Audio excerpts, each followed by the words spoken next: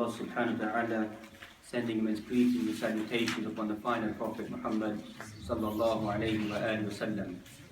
We find in his prophetic guidance and prophetic words, guidance for this Muslim ummah till the end of time, especially whereby we find moments of exuberance and being overzealous and moments of extreme laxity or laziness that we find, two extremities that we find inside this Muslim ummah. And in all honesty, we find that these extremities always exist in everything that we do. That's the Quranic manhaj is, وَكَذَلِكَ جَعَلْنَاكُمْ أُمَّةً وَسَطًا.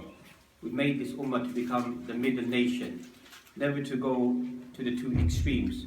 That's why even these ayyam of kufr that we find, the Quran talks about al-ghulu, about excessiveness. Ya Ahl al-Kitab, la taghlu fi dinikum. The people of the book, do not become over excessive inside your praise, inside your worship, and other elements that we find. And this that we find begins to exist even amongst us Muslims as well, that we go from one extreme to the other extreme.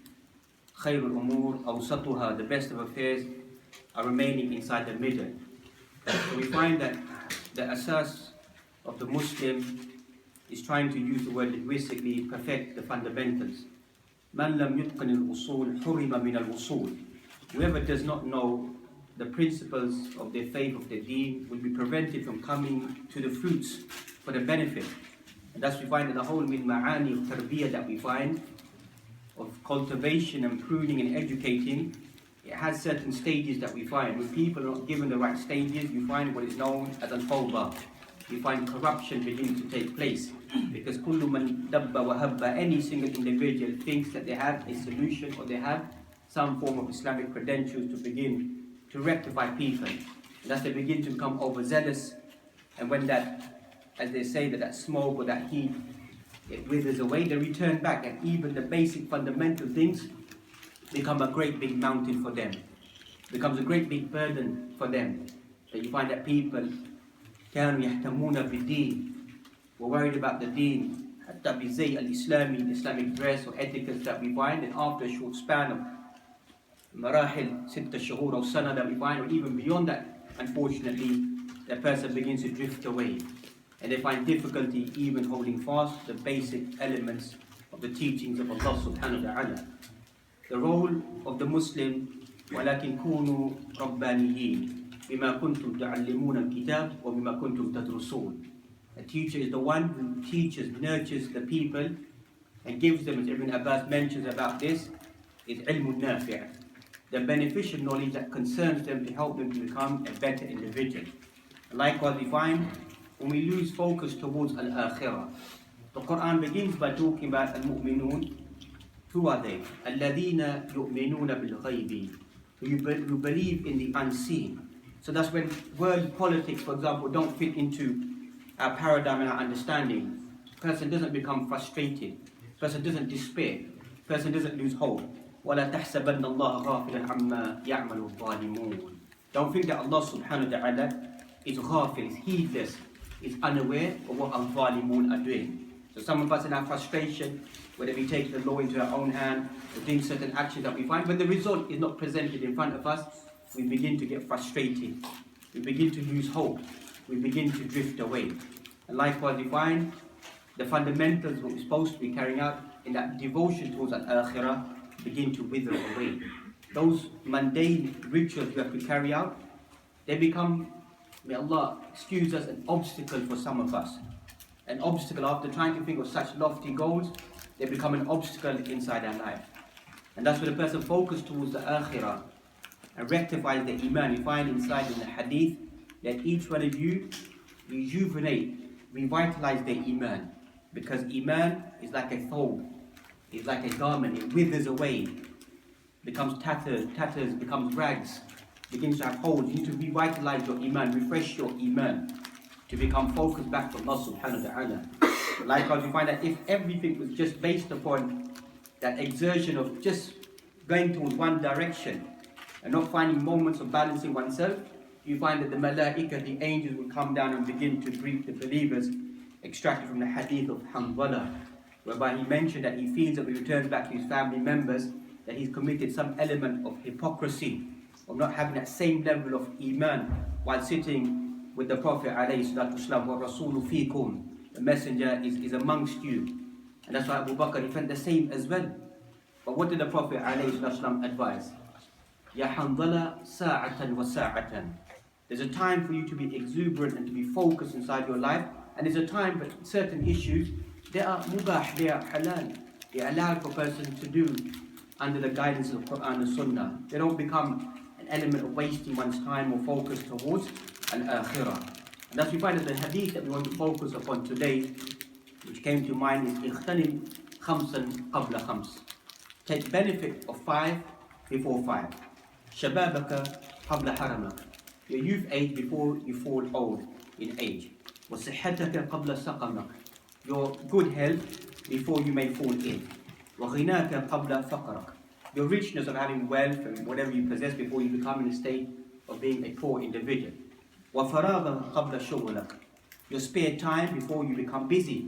وحياتك قبل موتك. And your life before your death. And there's various variations of this hadith, kalimat, hatta in the isnad and the matn that we find, various variations that ulama have collected. And we're not going to enter into that because it's not a dars al-ilmi to dissect the hadith. ولكن بالشكل العام, in this hadith, with these various wordings that we find, أخرجه Imam al-Hakim inside his Mustadrak and checked by the Shaykh al-Sham Nasiruddin al-Albani rahmatullahi alayh. So we just focus upon the general text of the hadith because this is a maqam of maw'idha, admonition, and not to get so much, excuse the expression, bogged down into the technicalities of the hadith. In general, it's acceptable. So we want to look at these 5, taking benefit of 5 before 5. The main thrust of the hadith is one of preparation, of isti'dad, that how the believer prepares themselves. Whether it be a global element of preparation, or whether it be a personal element of preparation, we can see the state of our affairs. If we look at the global impact, the Quran mentions inside Surah Al-Anfal that we find, وَعِدُّ لَهُمْ مَا اسْتَطَعْتُمْ مِنْ قُوَّةٍ وَمِنْ رِبَابٍ خَيْلٍ. Quran mentions, and prepare for them all the steeds of warfare, and cavalry, and horses, and whatever you need to prepare yourself. So the Quran is highlighting preparation. You know, as a side point, the Muslim Ummah has no real Muslim army. Every single country has its army to defend whatever it may be. We don't want to enter into that, but just to have fikrah, help us to understand. Quran, tushir, وَعِدُّ لَهُمْ مَا اسْتَطَعْتُمْ مِنْ قُوَّةٍ. Prepare yourselves in whatever is needed in any element of warfare. This is the global state of affairs of the Muslims that we find in general, a lack of preparation. Then we find the daily ritual preparation of the believer, that some of us may begin to undermine it, because we're trying to look at the two extremities, that looking at world politics and changing world politics, and then we find that people, in other elements, they begin to drift away. We don't find the balance between the personal affair and the global affair. Both are linked together. Person has to fight both struggles on both fronts. Personal affairs they may face inside their life, and the global affairs that they face. That's what makes a complete believer, a Muslim, that their focus is placing everything inside the right parameter. That is al-hikmah. Al-hikmah, wisdom, is وَضْعُ الشَّيْءِ فِي مَكَانِهِ, to be able to place everything inside its right compartment. And whoever's been given hikmah, فَقَدْ أُوتِيَ خَيْرًا كَثِيرًا. Yes, we find whoever's been given wisdom is given immense goodness, because wisdom isn't given to every single individual. There's a fiqh in understanding the deen of Allah subhanahu wa ta'ala. As you find sometimes fuqaha, people who extract the right rulings, they may not excel as some other individuals who are able to interpret the law, implement the law, and apply the law.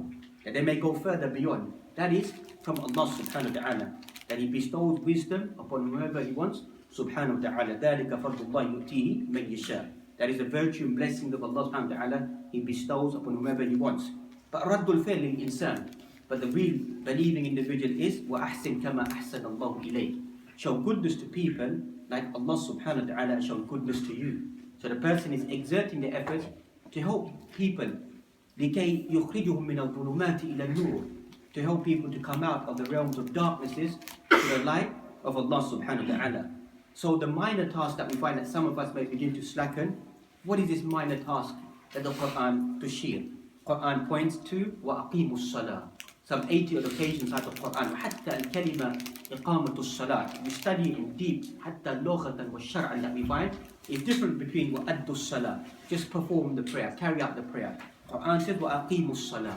Establish the prayer. بِمَعْنَى قَبْلَ الصَّلَاةِ قَبْلَ دُخُولُ الصَّلَاةِ. Before you enter into the prayer, you are preparing yourself. You are preparing yourself psychologically, biologically, everything to get prepared to enter into the prayer. It's not a case of that where you find the opportunity that you offer the prayer and, as they say, to get it over done with. Maybe shar'an, it becomes the prayer has been completed. But ruhaniyan, in the state of spirituality, devotion, commitment, and ajr, what does the Quran mention? وَاسْتَعِينُوا بِالصَّبْرِ وَالصَّلَاةِ وَإِنَّا لَكَبِيرَةٌ إِلَّا عَلَى الْخَاشِعِينَ. Seek aid and assistance in what? Inside the prayer. وَالصَّبْرِ. Indeed, it's going to be something very difficult or burdensome, except for the people who are submissive to Allah subhanahu wa ta'ala. Thus Allah subhanahu wa ta'ala describes sifatul mu'mineen, descriptive nature of the mu'minun, inside Surah Al-Mu'minun. In the beginning of Surah Al-Mu'minun, the 23rd chapter of Quran, قَدْ أَفْلَحَ الْمُؤْمِنُونَ الَّذِينَ هُمْ فِي صَلَاتِهِمْ خَاشِعُونَ. Allah subhanahu wa ta'ala describes the believers, the successful believers. Who are they? And lists some 11 or 12 different characteristics of them, and begins by mentioning those individuals who are submissive, in state of khushu' inside their prayers. Those are the individuals, الَّذِينَ يَرِثُونَ الْفِرْدَوْسِ وَهُمْ فِيهَا خَالِدُونَ. They're going to inherit paradise, is going to be given to an inheritance of Firdaus al-A'la will be given to those individuals. And likewise the Quran uses such words as حَافِظُوا عَلَى الصَّلَوَاتِ وَالصَّلَاةِ الْوُسْطَى وَقُومُوا لِلَّهِ قَانِتِينَ. Quran says حَافِظُوا, guard your prayers, all of your prayers, and Salatul Wusta. وَقَوْلُ رَاجِحْ, that what is the middle prayer is Salatul Asr. It's classified as a middle prayer. Various hadith that we find of making istidlal. For مثلا in such Sahih Muslim that we find that the middle prayer, Salatul Asr, if a person misses it, it's as if they lost their whole family and all of their wealth. Ulama of hadith made sure of this because this is a time that many people get busy in the latter afternoon, busy with the things that they're doing, and their prayer begins to get delayed. And if they miss just one Salatul Asr, because they're worried about where they're playing with their family, with their children, or earning their wealth, it's as if they've lost all of that. And thus you find that some harsh statements in the fuqaha, لِكَيْ يُرَخِبُنَا يُخَوِّفُنَا, to awaken us. We're not making any hukum on any individual. Some of the fuqaha, وَهُمْ أَقِلَّا, a minute view that exists there, but just to refresh our iman. Person who misses one prayer, فَقَدْ كَفَرَ. Person who misses one salah is a disbeliever. These are aqwal, documented works of fuqaha. Doesn't mean that we're trying to apply that upon ourselves or any individual around us, but it's to awaken us that if that extreme affair has been mentioned there, that person who misses one prayer amdan, intentionally, misses it, then that person has left the fold of Islam. الْأَهْدُ الَّذِي بَيْنَنَا وَبَيْنَهُمْ الصَّلَاةِ فَمَنْ تَرَكَهَا فَقَدْ كَفَرَ. The covenant between us and them, the distinction between us and them is as-salah. This is not necessarily a distinction, it could be good. The Coptic Egyptians dress like this, and Yahud, they grow their beards. These are all good things. Some of them are fara'id, fundamentals we have to do. But this isn't a distinction. It's one of the distinctions. The real distinction of the Muslim is as-salah. أَحَبُّ الْأَعْمَالِ إِلَى اللَّهِ سُبْحَانَهُ وَتَعَالَى الصَّلَاةِ عَلَى وَقْتِهَا. The most beloved thing to Allah subhanahu wa ta'ala is prayer at its right time. So some people, they find this trivial, that Sham is burning, Iraq is tortured, this is happening, that's happening, and all you want to talk about is as-salah. This shows a lack of conviction, a lack of understanding. You know, I've met individuals, مَا يُصَلُّونَ, don't pray, but they will march and riot and do everything and stay there all day. وَلَكِنْ مَا يُصَلُّونَ, they don't pray. They feel, this is what Muslim come, they feel that this is me doing something for this Muslim ummah. وَوَقْتُ الْفَجْرِ نَائِمُونَ وَحَتَّى شَبَابُنَا كَمْ مِنْ شَبَابِنَا. How many of our youth come for Salat al-Fajr, who are there? Or even Salat al-Isha that we find. As they say, grabbing a munch, getting something to eat, تأخر الجماعة مرة في شهر مرة في شهرين ممكن يحصل, once in a month, once in 2 months. Don't use the hadith that I'm hungry, that then I need to miss Salat al-Jama'ah. Even the hadith in its comprehension means أنت في السفر رجعت من السفر or من التعب, you come from a long journey or something, whatever it may be. So مرة تطبقه, once in a while you implement the hadith. Every week you miss Jama'ah inside the masjid because you're eating some food. هذا ليس من المؤمنين. You find that Salat al-Isha or Salat al-Fajr, you find a person ما يصلي بالجماعة, he does not pray in Jama'ah, in congregation, no من النفاق. It's a sign of hypocrisy, because hypocrites stay away from Salat al-Fajr and Salat al-Isha. If you knew the reward of these two prayers, you would come habwan, crawling like a baby to the masjid. This is the real success of the Muslim Ummah. That some of us, we find it trivial. We can spend hours outside the masjid talking about this, talking about that. But what do we find? How many people will then question their own self? You know, the companions, if they miss Jama'ah Khalf al-Rasul alayhi salatu wasalam, or anybody missed it, they'll classify that individual as a munafiq. Because why they're not there behind the Prophet alayhi salatu wasalam? وَحَتَّى الْمُنَافِقُونَ at the side point used to come and pray behind the Prophet alayhi salam. Munafiqun used to pray behind him because they didn't want to be exposed. They didn't want to be exposed. We're Muslims today. We're Muslims. We think nothing. We find it trivial. That comes to Salatul Fajr. What importance, what relevance does it have? They will hide in the crooks and the crevices in the corner that nobody could spot them if they missed Jama'ah. And we can find a few fingertips we can count of people coming there.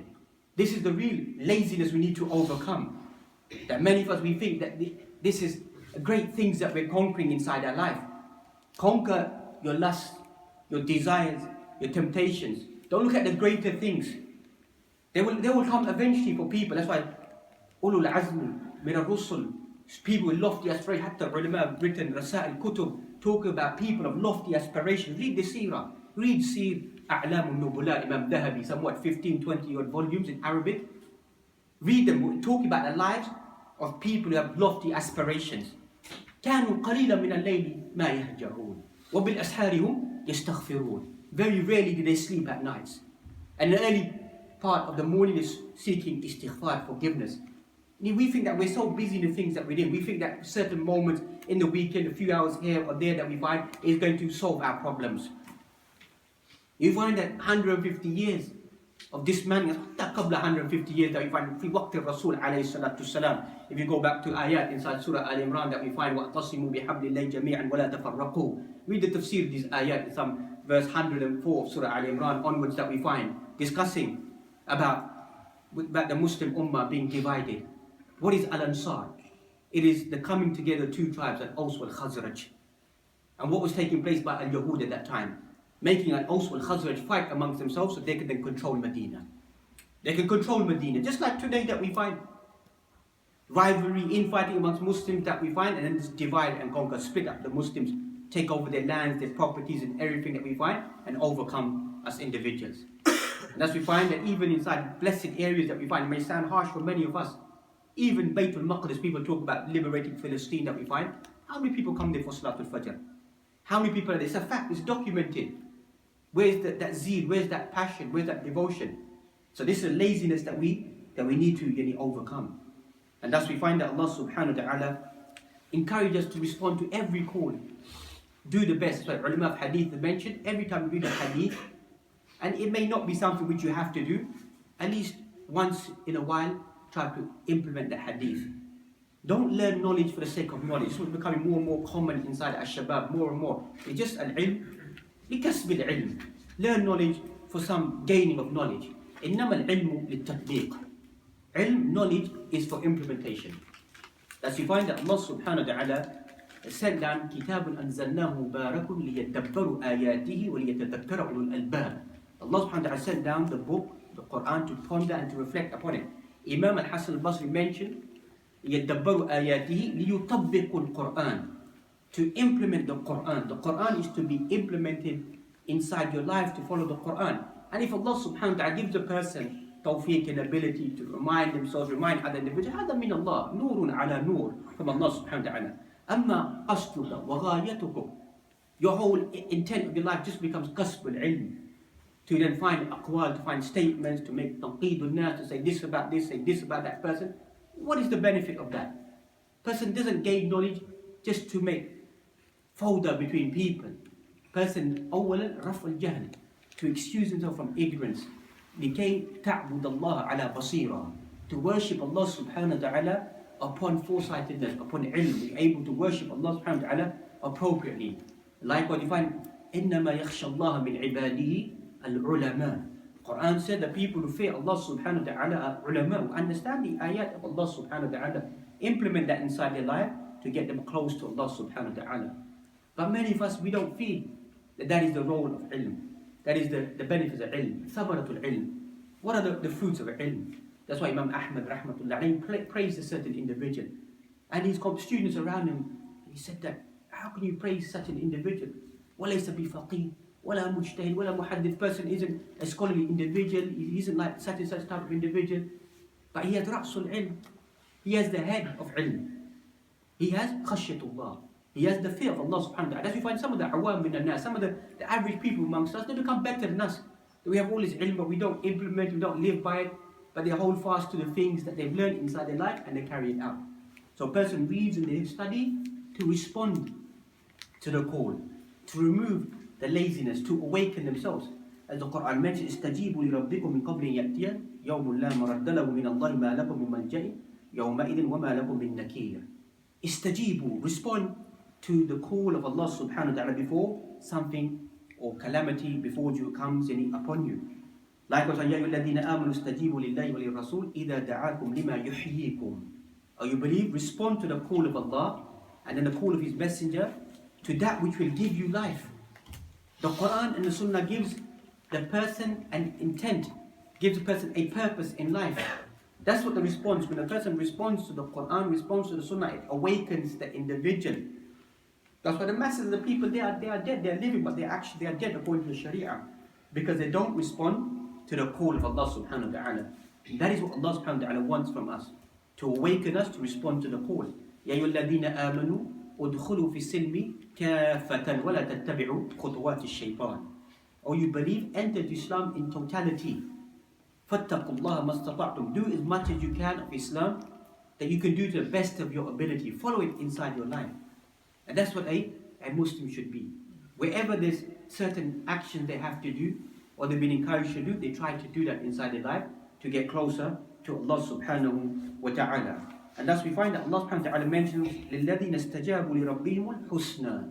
Those who respond to the call of Allah subhanahu wa ta'ala, for those individuals there will be al-husna, there will be goodness, bountiful things will be given to them. Allah subhanahu wa ta'ala gives bushra, gives glad tidings, gives good things inside this dunya and likewise inside the akhirah to the believers. But it all boils down to, once again, about the actions. What a person does to gain that end reward. That's why throughout the Quran, those who believe and have amal salih, those who believe and have righteous action, they are coupled together. You cannot separate the two and think that a person just believes and doesn't have righteous actions, or a person just does any type of actions and doesn't have the right belief. A person needs to have the right belief and then strengthen that with the righteous actions, because that is what will benefit the individual inside this dunya and more so inside the akhirah. Ibn Hajar al-Asqalani talking about this hadith, explain this hadith about seeking benefit for 5 before 5. العاقل ينبغي له إذا أمسى لا ينتظر المساء.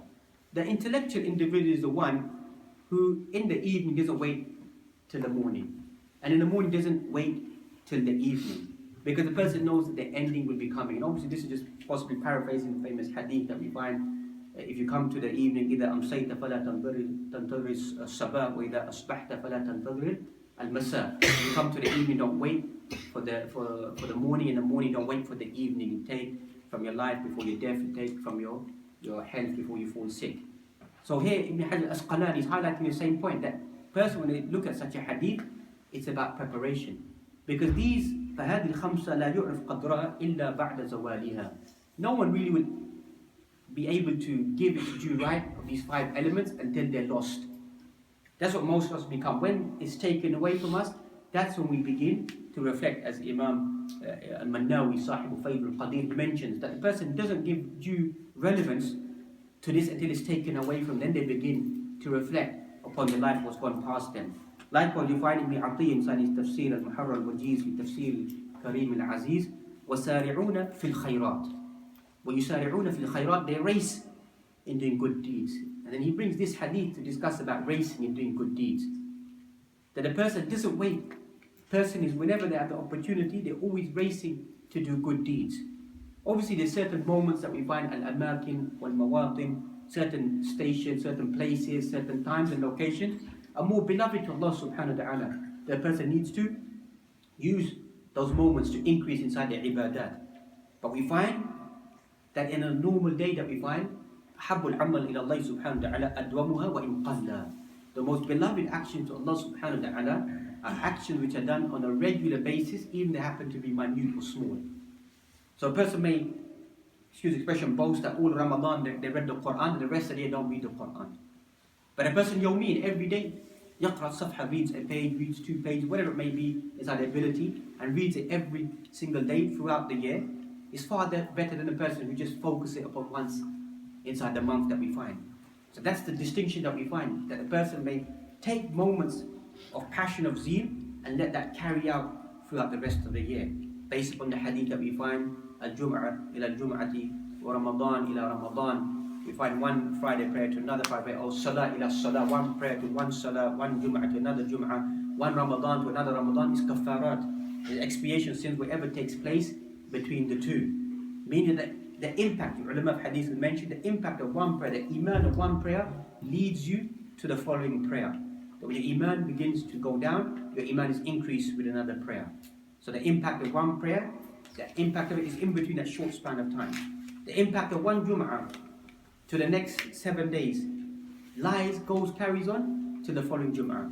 And the impact of 29, 30 days of fasting, the impact of that lies all the way until Sha'ban. And if Ramadan enters, then the person is uplifted again. It doesn't mean that a person just thinks that I've just done what I had to do.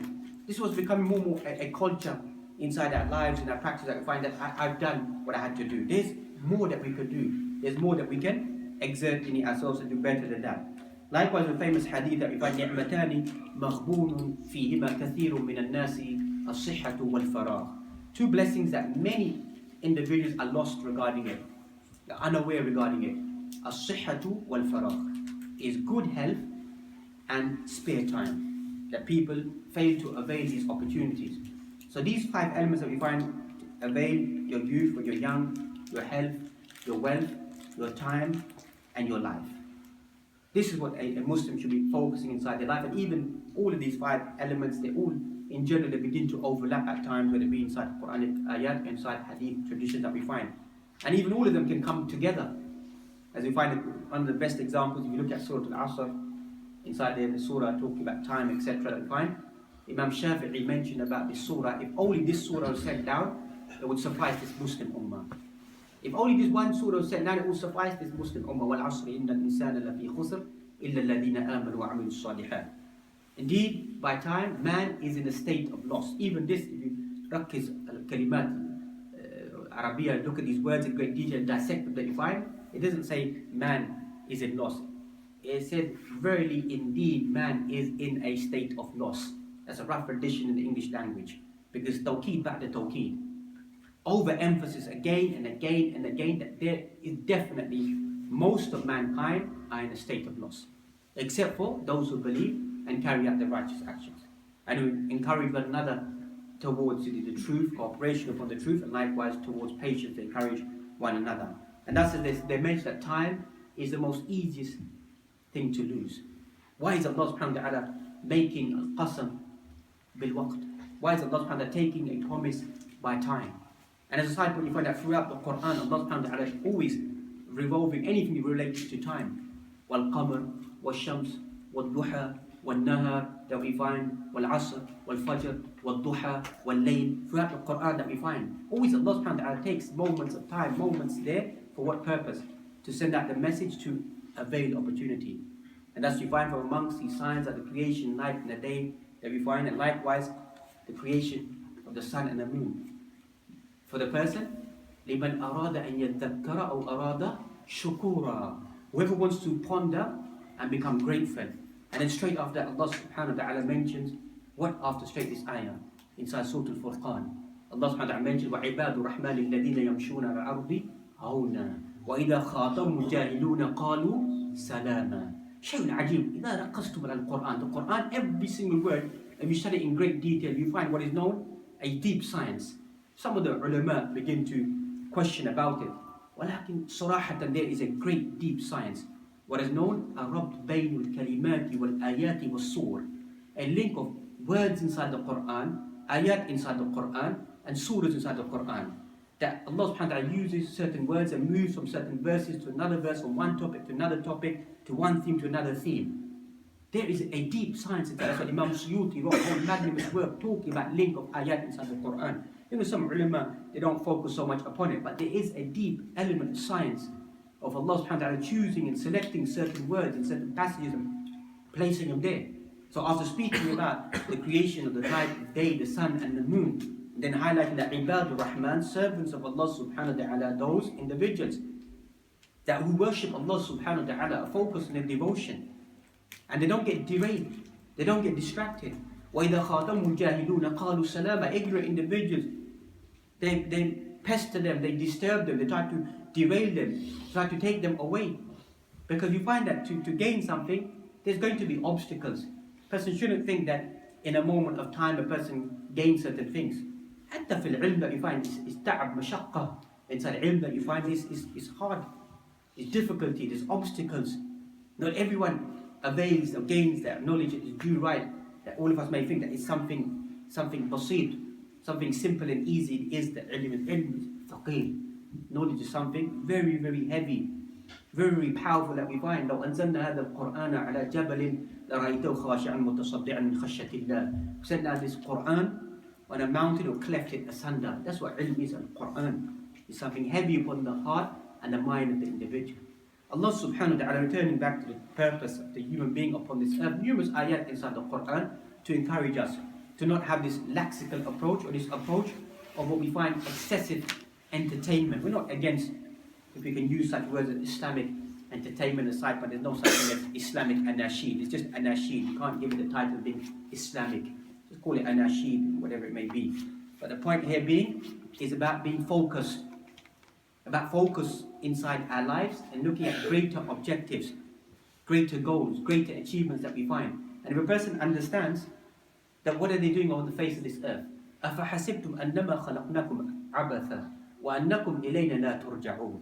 Do you think that Allah subhanahu wa ta'ala created you without any purpose, without any intent, just decided to create the heavens and the earth, and all this Darwin's theory, atheist beliefs, etc. that we find? Just the earth is just a beautiful beautification of the dunya being placed there. Even Muslims begin to marvel and looking at the stars and the moon and this, that and the other that we find. Is this all that we think our life is?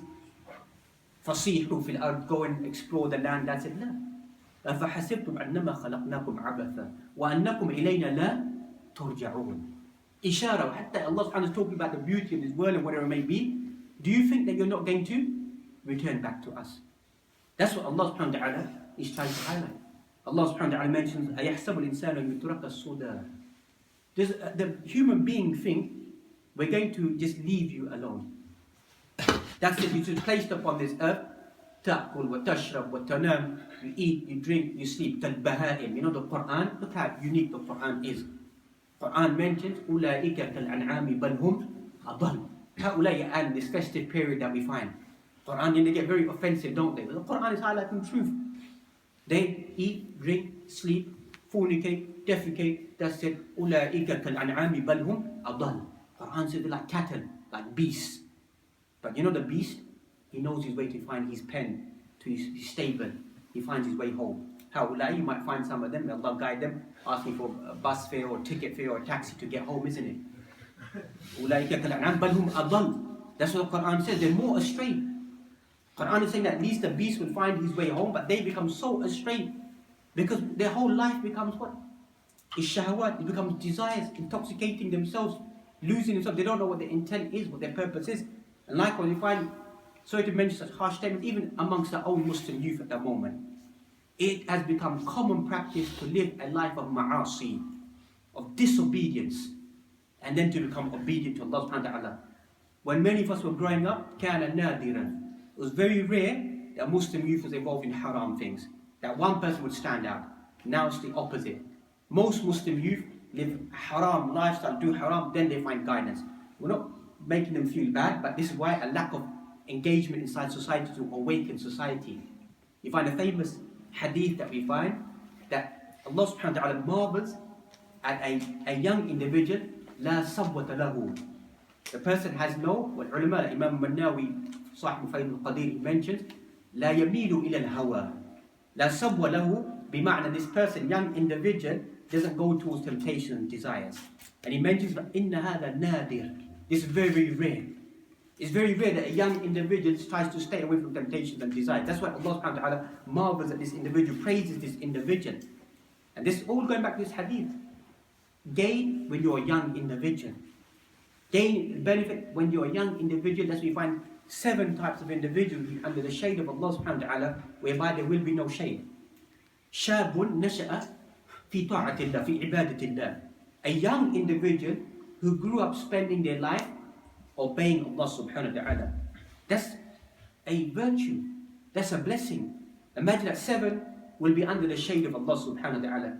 Whilst Imam Nawawi read his seerah, Sahib Riyadh al-Salihin, or Sharh of Sahih Muslim in 18 volumes that we find. What does he mention? If you read his seerah about the life of Imam Nawawi that we find, I'm not saying that we should do this or train our children to do this, but just to give us a glimpse. He would weep when children used to tell him to come and play with them. He wouldn't want to play with them. That's why he was focusing on what he wanted to do, what he wanted to gain inside his life. That's the type of personality that he was. That's why we see of many of the ulama, their life, what they became, and their focus in the devotion, commitment. Even we can have a few individuals who follow that same path. It will help to illuminate this Muslim ummah once again, rather than to become a ummah of laxity that we find. وَمَا خَلَقْتُ الْجِنَّ وَالْإِنسَ إِلَّا لِيَعْبُدُونَ. Allah subhanahu wa ta'ala said, Surah Al-Dhariyat, that we find in the 51st chapter of the Quran, some verse 55 or so. Allah subhanahu wa ta'ala did not create the jinn and the human being لِيَعْبُدُونَ. In some other qira'at or other wordings that we find, بِمَعْنَى لِيُوَحِّدُونَ. Only to single out Allah subhanahu wa ta'ala for worship. That's the whole purpose being placed upon this earth. Everything else becomes secondary, becomes tertiary, becomes irrelevant.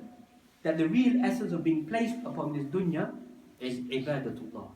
Is the worship of Allah subhanahu wa ta'ala, and calling people to that worship and reminding people about the oneness of Allah subhanahu wa ta'ala. And thus we find that obviously a person cannot turn back the clock of their life, as they say. But a person should not despair. A person shouldn't lose hope, because al-qayyisu man dana nafsahu. The intelligent individual is the one who brings oneself to judgment, begins to rectify themselves. That's why going back to Umar ibn Khattab mentioned, حَاسِبُوا أَنفُسَكُمْ قَبْلَ أَن تُحَاسَبُوا. Bring yourself to accountability before you're brought forth to accountability.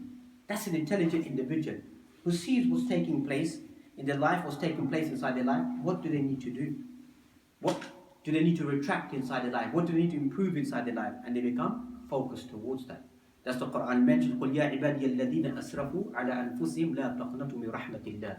O my servants who have oppressed their own selves, who've gone beyond the bounds, gone beyond the limitations, لَا تَقْنَطُوا مِنْ رَحْمَةِ اللَّهِ. Do not despair of the mercy of Allah subhanahu wa ta'ala. إِنَّ اللَّهَ يَغْفِرُ الذُّنُوبَ جَمِيعًا إِنَّهُ هُوَ الْغَفُورُ الرَّحِيمُ.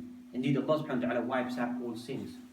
So a person, whatever is trying to rectify themselves, trying to better themselves, and that's what Allah subhanahu wa ta'ala always, even when talking about people who committed major sins, once again going back to Surah Al-Furqan, that we find people, believers, those individuals don't commit zina, don't kill, don't steal, don't lie, don't do haram things.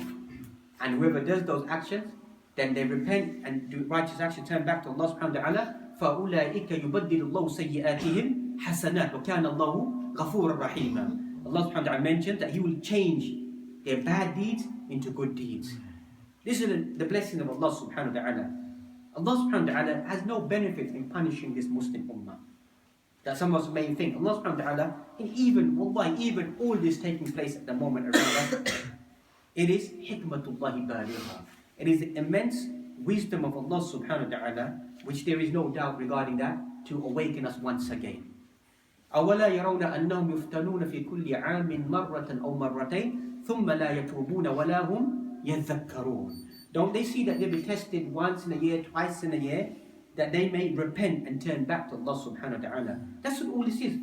If resurgence, reawakening, or finding our direction, finding our obedience towards Allah subhanahu wa ta'ala, will strengthen. That's why many ulama have documented that for some of our young individuals, we like to just see global empires and khilafah and this flag and this, that taking place. The great crux of the issue is disobedience. Awwalan is shirk billahi subhanahu wa ta'ala, associating partners with Allah subhanahu wa ta'ala, rampant on the face of this earth till this day. And then secondly is disobedience. ظهر الفساد في البر والبحر بما كسبت أيدي الناس ليذيقهم بعد الذي عملوا لعلهم يرجعون. شيء عجيب. Quran Surah Rum mentions corruptions appeared upon the land and the oceans because what man has sent forth with his own hands. And then what? Allah subhanahu wa ta'ala mentioned, you may taste the fruits of your own actions and do what? With these tests and these trials, that you may then return back to Allah subhanahu wa ta'ala. That's what Allah subhanahu wa ta'ala wants, to awaken this Muslim Ummah, to wake up once again. Person shouldn't despair, shouldn't lose hope, shouldn't fret. There's going to be much khair. That's why this Muslim Ummah has been described in prophetic traditions. We don't know where the khair is. This Ummah, kal-ghaythi, kal-matar, is like the rain. You don't know whether the goodness is in the beginning, in the middle, or in the end. Rain is something beautiful. It's a blessing that you find the dawab, the beasts, the fruits, the vegetations, and nas, all benefit from it. The benefit is there. That's what this Muslim Ummah is. There's always going to be benefit inside this Muslim Ummah. Whoever said this Muslim Ummah has been destroyed, then he's the one that destroyed this Muslim Ummah. No one should think that this Muslim Ummah, because this Muslim Ummah as a side point, will never ever be destroyed. Because the Prophet ﷺ, he prayed that this Muslim Ummah, he asked for 3 supplications, and you find one of them was responded, that this Muslim Ummah will never be destroyed. But it will happen, what will happen? It will fight, unfortunately, amongst itself. There's prophecy of the Prophet ﷺ that it will fight. Just like we, excuse the language, we squabble amongst ourselves, don't we? About ara'ul fiqhiyya. هذه قلة العلم. It's a lack of knowledge. Whether a person does رفع يدين تأمين خلف الإمام or تحرك إصبعه في التشهد كذا, is he moving it fast enough? Is he really a person of sunnah? This shows قلة العلم. That's because we condensed our life in these things. I'm not saying, I'm not trying to belittle these actions, don't get me wrong. Because this is tazeen as-salah. This is beautification of salah, as Imam Shafi'i mentioned. But we find that our life parameters just become based upon that. If a person does certain actions, then he must be sahib sunnah. وَكَمْ مِنَ الْفُقَّهَاءِ. How many fuqaha, how many ulama of hadith may have not implemented that? What do you say about them now? Do you now reject them because he never moved his finger in that manner, so he's not really a person of sunnah? Ahlul sunnati wal jama'ah is far deeper than that, ya ayyuhal ikhwa. It's far deeper inside that in wala wal bara, in their belief and their conviction, that we find even some of the ulama, when you find munaqashat, when you find harsh words being said amongst themselves and rivalry amongst themselves, but when you find that when they would meet and discuss, you find ghayatul adab. You find adab ma natasawwar, that we've not been taught inside our life. Adab that we don't know what the meaning of adab is. This is what this bid'ah, this is what this society, it teaches us. An element of what we don't know, what the benefits of what the real intent of our ilm is, what the real intent of our life is. That begins to get focused upon issues that begin to derail us, begin to take us away from the path of Allah subhanahu wa ta'ala. And as a person then at a later stage of their life, and many people ask the question, is there anything that the person would have done better inside their life? Shall I tell you what it is? It's the book of Allah subhanahu wa ta'ala, it's the Quran. Because every single Islamic science and everything that flows, it flows from the Quran. Whoever focuses upon the Quran, because the Quran, as they say, is an ocean that has no ending. It has no ending. Ba'd al-ulama tafasir, they read for 40 to 50 years. Read kutub al-tafasir, 40 to 50 years they read it, and then they began to write tafsir. وَأَنْتَ تُفَسِّرُ الْقُرْآنِ بِالْآيَةِ بِاللُّغَةِ الْإِنْجِلِيزِيَّةِ. You make tafsir al-Quran by reading one verse in English. 40 to 50 years they read it, then they began to transcribe it. And as a side point, you find works of tafsir, the only thing that we find in English language is tafsir ibn Kathir. That's even a mukhtasar. That's a summarized version printed in what? 10 volumes. Try and read that firstly. That's a summarized version. That's only one book of tafsir that we find. You find Imam al-Baghawi, al-Qurtubi, al-Tabari that we find, al-Lusi that we find, other Ibn Hibban, not Ibn Hibban, Hayyan that we find tafsir, all other classical works. Imam Shawkani's Fath al-Qadir that we find, Imam Suyuti's Dur al-Manthur that we find, numerous tafsir out there that we find. So a person, how did these people, you find Imam Qurtubi write about him, if you look at his lifespan, died at the age of 44 or so. How did he compile such a magnificent tafsir if he died at such a young age? And they divided his time and his moments, and he must have been writing at least 40 odd pages a day, not cutting and pasting on the computer, writing 40 pages a day. How did he get to write 40 pages a day with ink? To get to such a level that we find. And even if you find in the society, as we began with Shaykh Nasiruddin al-Albani rahmatullah alayh, there's stories about him, documented about his life that we find that one page he was looking for, they call it Barakatul Mafquda, the missing page out of the manuscript he's reading. And he spent time and time, I don't know how long, trying to find it. If you'd go up the ladder, reading something, you'd stay there for 4 hours. Stay there for so long, he's reading. That's what you find. If you look at even those people who don't like him or don't agree with him, if you look at his checkings that you find and what he did, you find immense barakah inside his life. Immense barakah that you find in what he was doing. A systematic approach in what he's doing inside his life. Shaykh Nasr al-Albani rahmatullah alayhi, hal kana min al-Arab? Was an Arab scholar, was he? He's from Albania. He's an Albanian individual. But Allah subhanahu wa ta'ala blessed him to give him that tawfiq and ability, that then, what do we find?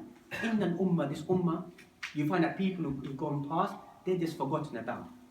But people who remember is fudala'uhum. The most virtuous and the best of them are always remembered with khair and goodness.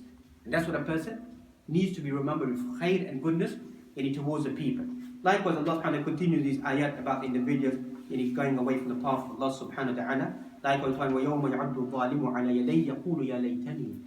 The person that they will bite upon their hands, اتَّخَذْتُ مَعَ الرَّسُولِ سَبِيلًا. If only I took the path of the messenger. يَا وَيْلَتَ لَيْتَنِي لَمْ أَتَّخِذْ فُلَانًا خَلِيلًا لَقَدْ أَضَلَّنِي عَنِ الذِّكْرِ بَعْدَ إِذْ جَاءَنِي وَكَانَ الشَّيْطَانُ لِلْإِنسَانِ خَذُولًا. Person will say, woe to me on that day. Woe to me that I took such and such an individual as my friend. لَقَدْ أَضَلَّنِي عَنِ الذِّكْرِ بَعْدَ إِذْ جَاءَنِي. As the Quran is speaking to us today, He took me away from the remembrance of Allah when guidance was shown to me. So what does this teach us? About people who are just wasting their time, who are not focused, who are not committed. Let's find prophetic traditions. الْمَرْءُ عَلَى دِينِ خَلِيلِهِ. A man is upon the religion, the way of life of his friend. Likewise, الْمَرْءُ مَعَ مَنْ أَحَبَّ. A person will be with whomever they love. As you find that Sha'ir wrote the lines of poetry, I'm not from amongst the pious individuals or these noble individuals, just to be with them. And that's why I say, even if you don't learn from the ulama, some of us who may go out and study in Medina, obviously the brothers here have done well, mashallah, but they know what I'm referring to. You just go there and boast about being with the ulama. Even if you don't learn, we learn so many beautiful things from them. There's so many things that you learn from them that you won't learn from anywhere else. So even the person learns adab, learns speech, learns etiquette, that's enough to suffice them to help us inside this community that will help us. So a person, if they become wasting their time, spending their time with individuals that will not benefit them and derailing them, then this leads to laziness, laxity, leads to not worrying about the affairs of oneself in this Muslim ummah. And thus you find a prophetic tradition as well about the benefits of suhbah, companionship, and being with good individuals and encouraging one another that we find. Is the parable of Hamilul Misk wa Nafiqul Kir. The person the carrier of perfume, and the one who blows in the bellows, the ironsmith. So the carrier of musk, of perfume, that even if you don't physically buy the perfume, you find that some of the sweet smelling fragrance will rub off on your clothing. And if you stand with people who just stand with a blacksmith, what will happen? Then some of the smoke from the furnace, etc., will come on your clothing and burn you and leave a foul stench upon you. And this is a parable of good friends and bad friends. As with good people, inshallah, the person encourages them to remember Allah subhanahu wa ta'ala. The person sees them, they begin to remember Allah subhanahu wa ta'ala. They begin to exert themselves.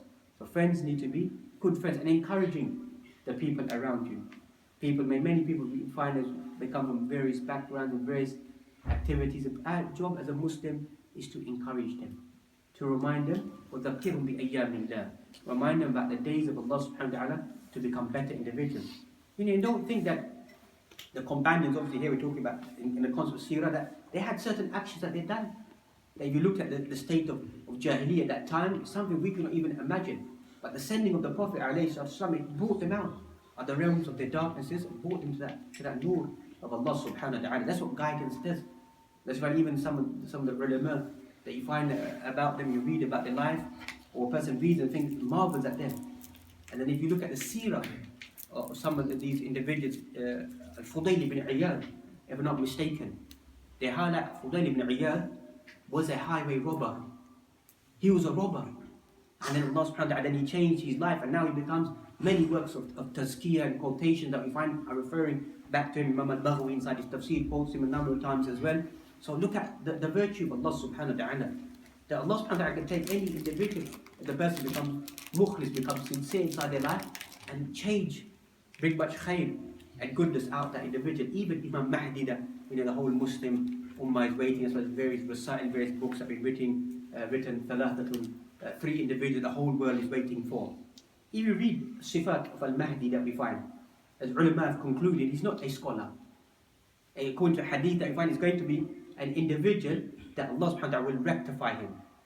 Will rectify him overnight, and in the morning he becomes the leader of the people.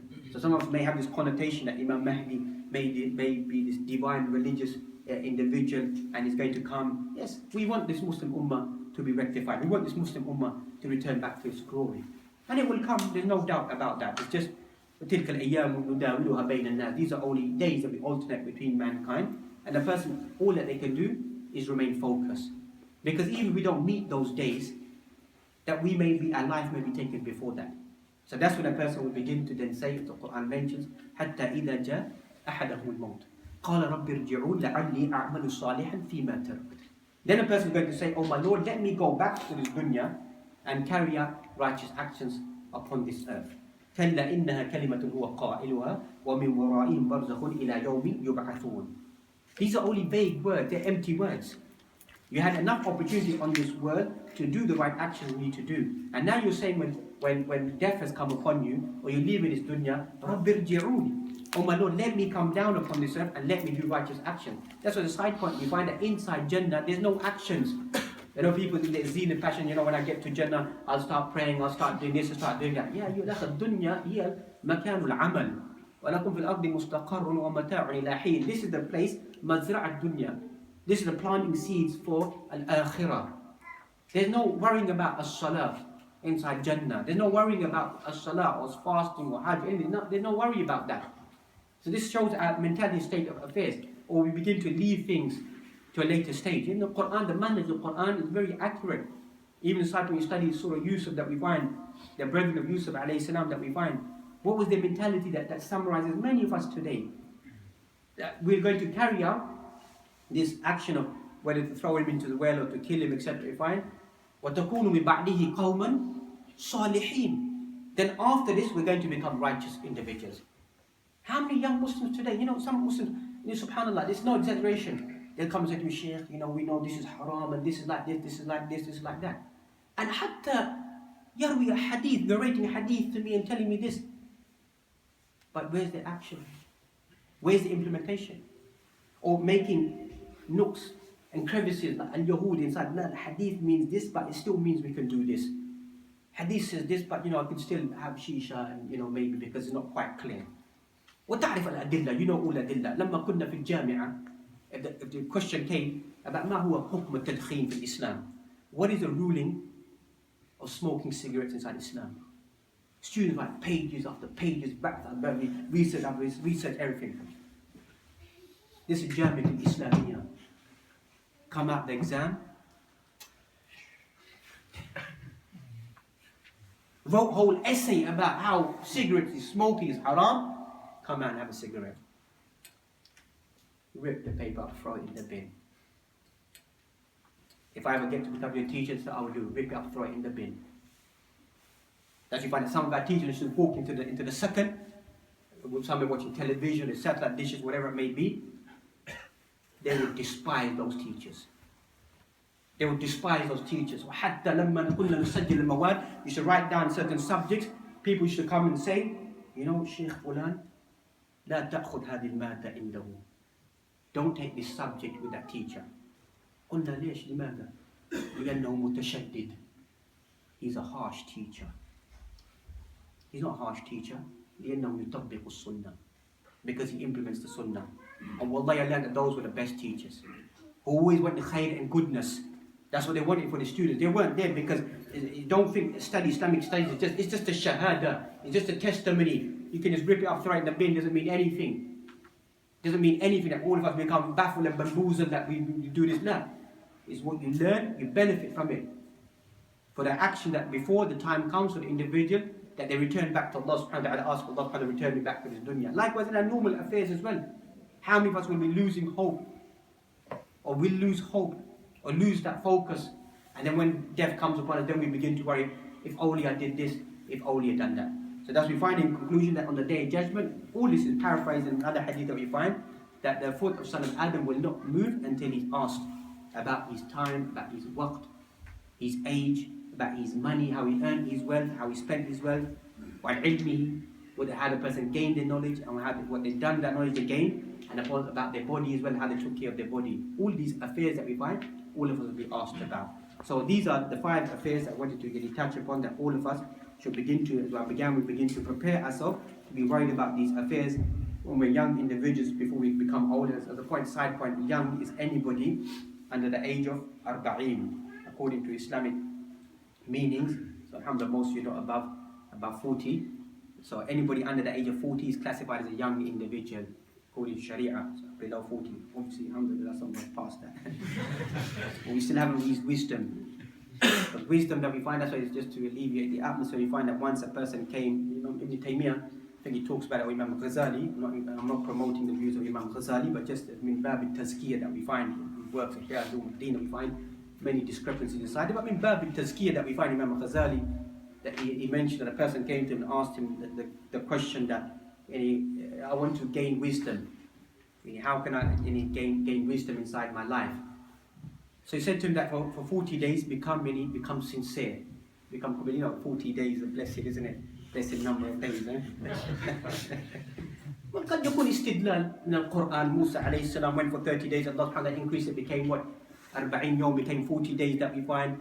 Likewise, the blowing of the soul after 40 days, etc. that we find. Other affairs that could make istidlal. May Allah subhanahu wa ta'ala guide those individuals who make focus on 40 days. The ayah that we find, so that he said to him that become sincere for 40 days. So this person took it as revelation and began to focus. After 40 days, he came back and he said that, I don't see any wisdom. In 40 days, I tried, was sincere, and there's no wisdom flowing out of me. He said, إِنَّمَا أَخْلَصْتَ لِلْحِكْمَةِ وَمَا أَخْلَصْتَ لِلَّهِ سُبْحَانَهُ وَتَعَالَى. You became sincere for wisdom. You didn't become sincere for Allah. If you became sincere for Allah, Allah would have granted you wisdom. So your gain was just al-ilm. Your gain was only this. Your gain was only that. It wasn't given to you.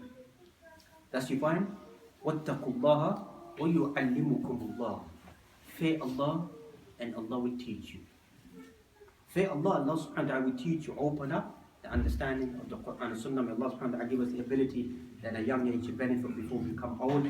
Give us the ability that when we're healthy and in a good state, before we become sick, to benefit ourselves. Likewise, in a state of wealth, before we fall into a state of poverty, because we find in al-faqr, in qareeb ila al-kufr, poverty will lead to us to eventually become in a state of disbelief, and to benefit from our time before we become busy with family, with children, and life in general that we find, and finally take benefit by life before any death comes upon us. أقول قولي هذا وأستغفر الله لي ولكم ولجميع المسلمين فاستغفروه إنه غفور رحيم. بارك الله فيكم.